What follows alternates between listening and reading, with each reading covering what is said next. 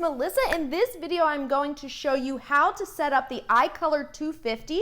This is a small, compact printer, print and cut sticker printer. So it not only prints, but it cuts, which is awesome. Really what I love about it is just this compact size. So this is not a craft machine. This is not a hobby machine. Really, this is going to be if you are making stickers as a business. Okay, so what I want to point out is that this is the roll of sticker paper. Okay, so you might be used to 8.5 by 11. You might be used to 20-inch wide if you're used to using like an eco solvent printer that can do, you know, larger volume. This can do large volume, but it prints in a long ways. Okay, so, but the great thing about it, like I said, is the ability for it to both print and cut. So I'm going to show you how to set this up today. We've already done an unboxing. If you haven't watched the unboxing to just kind of see how it comes packed, what comes with it, you'll want to check that out. But this is going to be how to set this printer up. So I'm going to bring you a little bit closer so you can kind of see what I'm doing. Some of the parts, like the blade here, are very small, and I want to make sure you can see exactly what I'm doing.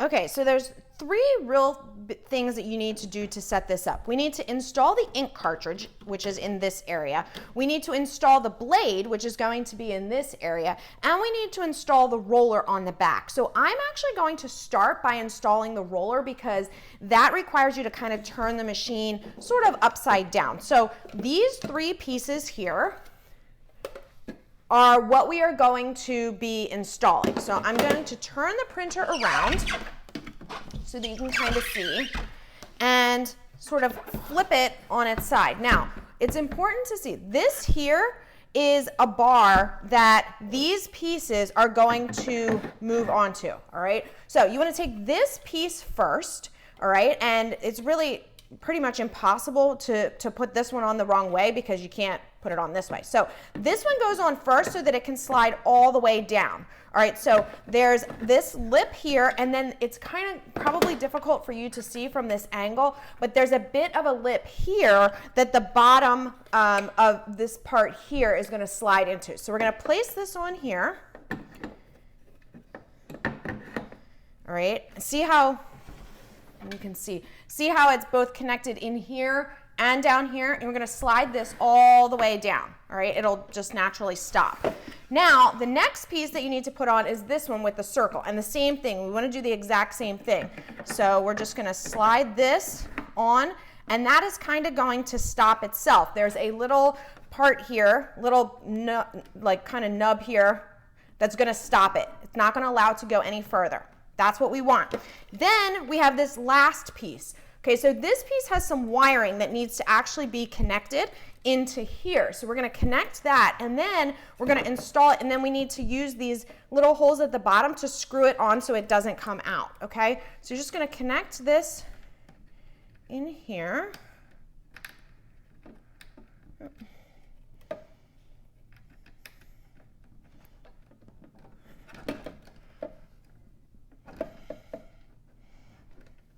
Okay. And then same thing, you want to make sure that you slide it on that bar. This one's a little bit harder because you got the, there, oops. Try to get the wiring inside there so it's not sticking out, okay.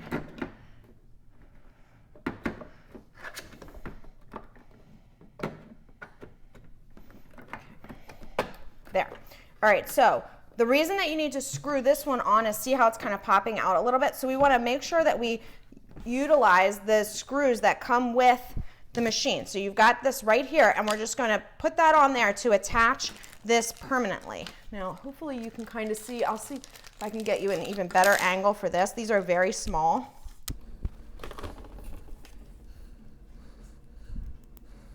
Okay, well, I'm just going to tell you that I struggled with this for like about 10 minutes and I cannot get that screw in there. So we're just going to leave that alone. I've got the one in there, so that should hopefully be okay. So once you get the back of the printer set up with the roller on there, then you can turn it around and we'll work on installing the blade.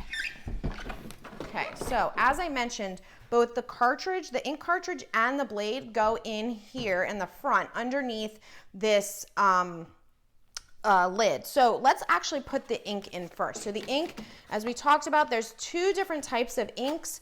We talked about in the previous video of the unboxing. This is the dye ink. There's also pigment ink, which if you get the pigment ink, that will result in waterproof stickers. So if that's a big market for you, then you might want to consider that. So we'll just take that tape off there. You got to pop this up. All right, when you are installing the ink, it's actually easier if you kind of hold it at an angle and put the square part in first, and it'll pop down, and then you can collapse the lock back on there. So that keeps that in there. Now, this area over here, which I want to make sure that you can see, is where the blade is going to go. So in order to install the blade, and this is the blade right here, the blade has a cap on there, safety cap on there. So you want to take that off. And this is the actual blade itself. It's very small. You can see the tip of the blade is sticking out there, a very small amount. All right, that's all you need. And what you're going to do to install the blade is you first need to push this. Let's see if we can pull the cartridge over a little bit. So if your lock is already in, you need to pull it out a little bit so you can fit the blade in. Okay, it'll drop down in there. There's a little ledge that you're going to want to make sure that it's pressed all the way down. And then you compress this blue in, okay? And the blade will then be installed correctly. You want to make sure that there is no gap. I'm going to take it back out so you can see. You want to make sure that there is no gap between this ledge right here and here. It needs to go all the way down. If there is any type of gap, the blade itself is not going to hit the material. So make sure it's all the way down. You can see how there's no blade there. Okay, so once you have the blade installed, the ink cartridge installed, and have attached this back roll holder, now it is time to power on the machine. So you've got the power cord, which is 2 pieces. You're just going to connect that into the back here, and then you will need a USB cord, which also connects into that same part. That is not included. All right, so how do you load this roll paper? So the roll paper comes, you'll get, well, if you buy it, you get the 2-pack, all right? This doesn't come with the machine, but you can get a bundle, I'm sure. It has this green little like smart key on there, all right? So that's really cool, and if you buy the Uninet brand, that will come with it, and what that does is it tracks how much your material you have left. It tracks the price per sticker that you're printing, so it gives you a lot of good information. So if you have, if you're using this brand, it's really beneficial. Otherwise, you will need to use this green piece for the roller. If you have the roller that has the green like little smart key on there, you don't need that, but you will need the other side, which is this blue, okay? So the roll obviously needs to feed with the toilet paper piece coming into the machine. The green key will be on the same side as where the little green part is over here, and you're just gonna drop it in, making sure obviously that the little green part locks in, and then there's this little blue guide which you will push to the close, and you'll obviously, it's pulling the paper in, okay? So that's what you want. You want the paper to kind of pull in. If it does not pull in far enough, just keep pushing it a little bit until the rollers grab onto it. All right, so from the front, it's gonna give me an alert that the front is open, but the paper has started to pull through. Okay, at this point, it is time to set up the software on your computer. Now, the great thing about the software for the iColor 250 is it works on both a Mac and a PC, and it's included with the machine. So this is really cool. If you are used to using CustomCUT a lot, this is very similar. You're gonna recognize some of the tools, but I will tell you that this software, I've been playing with it, it is extremely user-friendly. You can bring in a whole bunch of different types of cut files, a whole bunch of different types of files, PNG, JPEG, SVG, AI, EPS. You can bring them in, trace real quick to create the cut line, and then your machine will print and cut. The process to bring those files in until you're cutting can be less than like 3 minutes. It's very, very fast. So we'll get to all of that. I'll do another video on that, but I do want you to get this all set up. So I'll meet you over at the computer where we will install the software. Okay, so now what you're going to do is plug in that little USB thumb drive into your computer's USB. All right, so again, like I said, I'm using a Mac, but you can also do this on a PC, which I love because a lot of the RIP softwares only work on PC, so it's a huge benefit if the ones that will work on a Mac as well. So you're going to find the file. So this is what is on the USB drive. Okay, so you've got a couple of different things. Obviously here, Windows installer, PC, or Windows installer, Mac installer.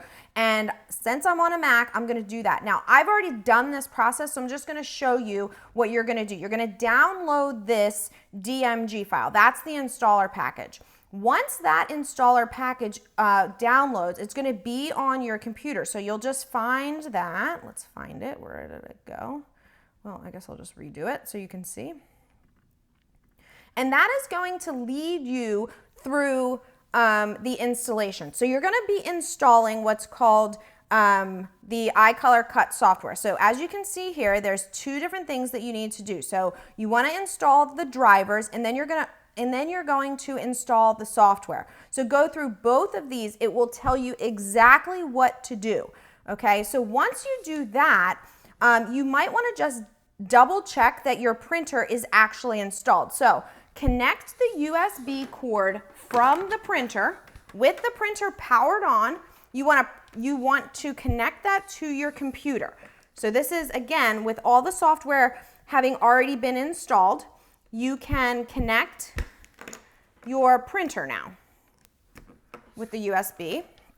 And you're just going to confirm that your printer is there. So for me, I'm going to go to my printers and scanners.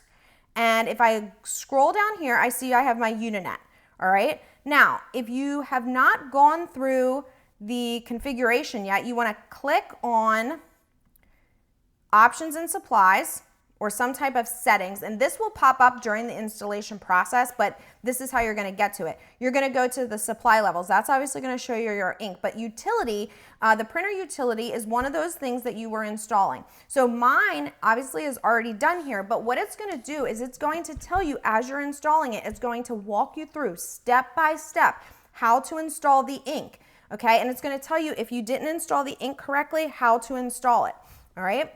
Once you get your software set up, if you have not already put in your activation code, then you can do the activation code while you have the software set up. So I'll show you how to do that. You just go to the help menu, and you would, instead of saying deactivate, it would say activate. There's a, I'm not kidding you, 30-digit code that you are going to put in there to activate the software to get it out of demo mode. Okay, and that is how you are going to install the software. Now, as you can see, I've already been playing around with this.